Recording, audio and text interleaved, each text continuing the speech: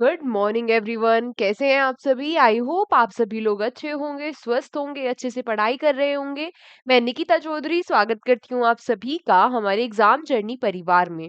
और आज के इस सेशन में हम कल तक के सभी इंपॉर्टेंट करंट अफेयर्स को कवर करने वाले हैं।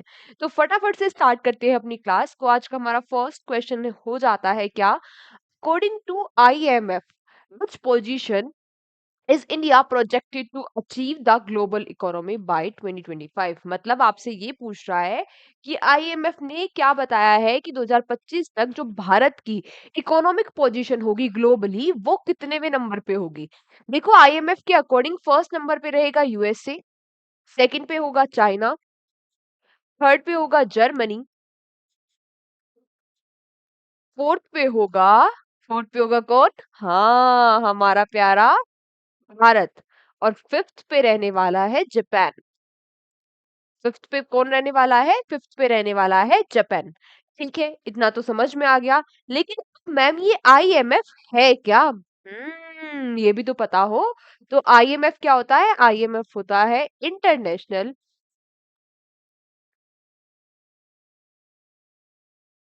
Monetary fund. अब इंटरनेशनल मॉनेटरी फंड होता है आईएमएफ। यहाँ पर आपके लिए क्वेश्चन फॉर यू क्या हो जाता है, जिसका आंसर आप क्या करोगे, जिसका आंसर आप करोगे कमेंट बॉक्स में। आपको बताना है कि ये आईएमएफ स्टैब्लिश कब हुआ था, इसके हेडक्वार्टर्स कहाँ है ना। ये सारी बातें आपको बतानी है। Twin sister of world bank किसको कहते हैं? ये सारी चीजें चीजों का आंसर आप मुझे कहाँ पे दोगे? कमेंट बॉक्स में दोगे, ठीक है, क्योंकि हम इसको कई बार रिवाइज कर चुके हैं। नेक्स्ट क्वेश्चन आपसे पूछ रहा है, on which date will national youth festival 2025 be celebrated? आपसे पूछ रहा है कि 2025 में जो नेशनल यूथ फेस्टिवल है वो कब सेलिब्रेट किया जाएगा। तो देखो, जो हमारे यूनियन मिनिस्टर जाते हैं, यूनियन मिनिस्टर जाते हैं हमारे किसके? यूथ अफेयर्स एंड स्पोर्ट्स के। नाम क्या है इनका, जल्दी बताओ, क्या नाम हो जाता है इनका? इनका नाम हो जाता है, बोलो। हाँ, मनसुख मांडविया जी। ये जो मनसुख मांडविया जी है, इनके द्वारा भी हाल ही में अनाउंस किया गया है कि जो नेशनल यूथ फेस्टिवल है वो सेलिब्रेट किया जाएगा 11 और 12 जनवरी को 2025 में। वैसे हम 12 जनवरी को क्या भी सेलिब्रेट करते हैं? 12 जनवरी को मनाया जाता है क्या? नेशनल यूथ डे, यानी कि राष्ट्रीय युवा दिवस। नेशनल यूथ डे क्यों मनाया जाता है? क्योंकि इस दिन होती है स्वामी विवेकानंद जी की बर्थ एनिवर्सरी, इसीलिए 11 और 12 तारीख को नेशनल यूथ फेस्टिवल को सेलिब्रेट किया जाएगा। क्लियर इतनी चीजें? नेक्स्ट आपसे पूछा है, which countries president Louis Inacio Lula da सिल्वा? नाम याद रखना। क्या नाम है इनका? लुइस, वैसे आप पहचान जाओगे, Louis Inacio Lula da Silva launch the global alliance against hunger and poverty. ये जो प्रेसिडेंट हो जाते हैं, आपसे पूछ रहा है कि ये किस कंट्री के प्रेसिडेंट है जिन्होंने अभी हाल फिलहाल में global alliance against hunger and poverty को लॉन्च कर दिया है। तो देखो, ये वहीं के प्रेसिडेंट हो जाते हैं जहां अभी, हिंट है ये, कमेंट बॉक्स में आंसर बताना। ये वहीं के प्रेसिडेंट हो जाते हैं जहां अभी 19th एडिशन हो रहा है G20 समिट का। कल मैंने आपको इसके बारे में सब कुछ पढ़ाया था। अगर आप सभी को याद हो और आपने रिवीजन किया हो, नोट्स वोट्स बनाए हो तो याद भी हो। लेकिन हम तो ठहरे नालायक, हमें तो कुछ करना है नहीं, है ना। भी मैं बोलती रहूं, बोलने से क्या होता है। तो कहाँ पर हो रही थी 19th एडिशन G20 समिट का? कहाँ पर हुआ है अभी? हाँ, ब्राजील में। तो ब्राजील के जो ये प्रेसिडेंट हो जाते हैं लूला दा सिल्वा, इन्होंने अभी हाल फिलहाल में अनाउंस कर दिया है कि एक global alliance against hunger and poverty भी होनी चाहिए, जहां पर क्या किया जाएगा, जहां पर स्पेशली कैश ट्रांसफर ट्रांसफर किया जाएगा। जो गरीब लोग हैं, जिनको जो खाना भी नहीं अफोर्ड कर पा रहे हैं अपना, उनके लिए क्या किया जाएगा, स्कूल में मील अफोर्ड किया जाएगा। जो एग्रीकल्चर है, एग्रीकल्चर प्रोडक्ट है, वो उन तक पहुंचाए जाएंगे। यानी कि बेसिकली उनके डेवलपमेंट के लिए, उनके एम्पावरमेंट के लिए काम इसमें इस ऑर्गेनाइजेशन के द्वारा किया जाएगा। ठीक है।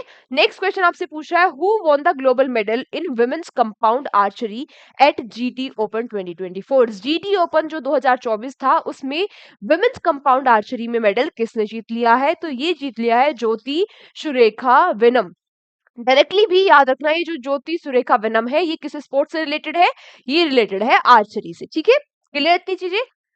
नेक्स्ट आपसे पूछ रहा है which state has launch India's first dedicated global capacity centre policy. तो वो कौन सा स्टेट हो जाता है जिसने dedicated global capacity centre policy को लॉन्च कर दिया है। देखो अब ये है क्या। अभी हाल फिलहाल में क्या हो रहा था, अभी हाल फिलहाल में हो रही थी बेंगलुरु टेक समिट, है ना।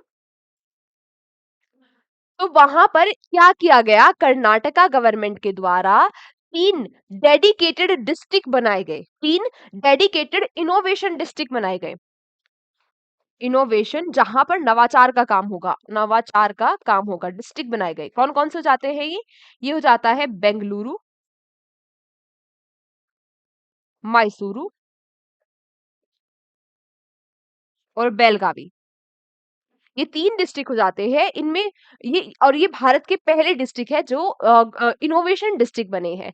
किसने, कहां पर हुआ था, कहां पर ये अनाउंसमेंट हुई, अभी हो रही थी बेंगलुरु में टेक समिट वहां पर। तो कर्नाटका बन गया है वो पहला स्टेट जिसने डेडिकेटेड ग्लोबल कैपेसिटी सेंटर को, ग्लोबल कैपेसिटी सेंटर पॉलिसी को एस्टैब्लिश किया है, ठीक है, लॉन्च किया है। नेक्स्ट आपसे पूछ रहा है which village of Chhattisgarh has been selected by the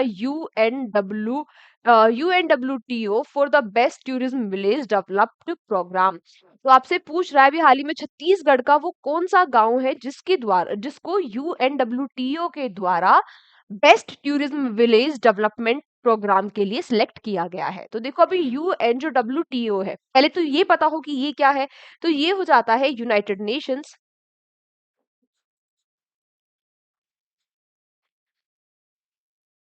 United Nations World Tourism organisation.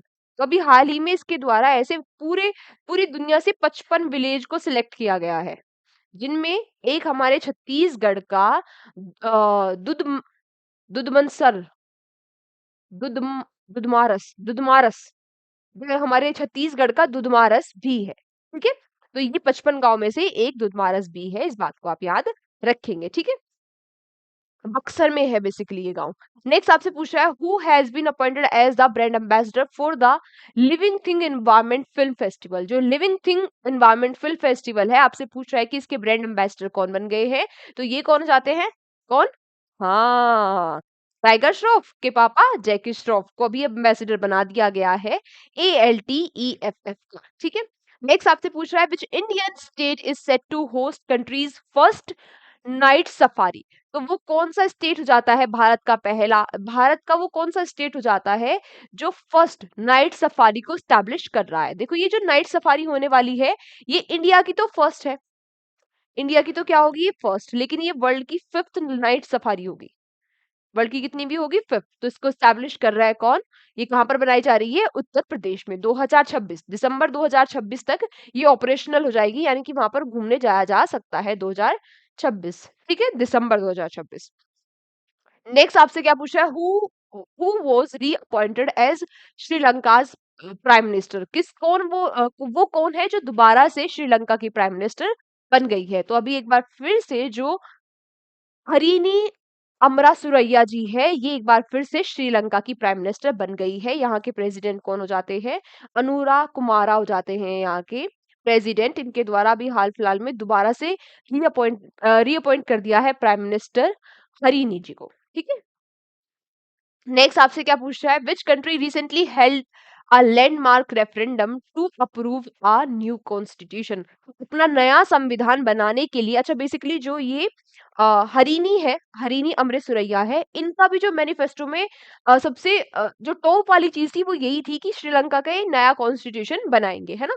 ये एक बार फिर से इसी मैनिफेस्टो के आधार पर मेन जो रीजन बताया जा रहा है वो ये भी है एक, कि नया ये संविधान बनाएंगे श्रीलंका का भी। अच्छा यहाँ पर आपसे क्या पूछ रहा है कि वो कौन सी कंट्री है जिसने रेफरेंडम करके कह दिया है, रेफरेंडम हो गया है वहां पे इस पक्ष में कि वहां पे नया संविधान बनेगा। रेफरेंडम क्या होता है, जनमत। जनमत मतलब वहां पे लोगों से ही पूछा जाता है यस और नो कि संविधान बनना चाहिए, तो लोगों से पूछा जाएगा हाँ या नहीं। जो हाँ कहेंगे, अगर हाँ की वोट ज्यादा हुई तो बन जाएगा, अगर नहीं की वोट ज्यादा हुई तो नहीं बनेगा। लेकिन अब यहाँ पे बनने जा रहा है न्यू कॉन्स्टिट्यूशन, क्योंकि वहां के लोगों ने रेफरेंडम में इसके पक्ष में वोट किया है। तो ये कौन सी कंट्री जाती है, गुबान, डुबान कंट्री हो जाती है, ये एक ऑयल रिच कंट्री है अफ्रीका की, तो यहाँ पर अब नया क्या बनने जा रहा है? संविधान। आज की क्लास हमारी यहीं तक थी। Thank you so much everyone हमारे साथ सेशन में एंड तक बने रहने के लिए। पीडीएफ आपको कहाँ मिलेगी? पीडीएफ आपको मिलेगी हमारे एग्ज़ाम जर्नी के टेलीग्राम चैनल पर। इस क्लास के बाद आपको पीडीएफ वहाँ पे अवेलेबल हो जाएगी। ठीक है, कल के सेशन में आप सभी प्यारे बच्चों से फिर से मुलाकात होगी, तब तक बस नोट्स बना लेना, एक बार रिवाइज़ कर लेना। जो भी पढ़ रहे हो शिद्दत के साथ पढ़ना, अच्छे से पढ़ना, मन लगाकर पढ़ना, है ना? अपने बड़ों का सम्मान करना, अपने छोटों को प्यार करना। जय हिंद, जय भारत।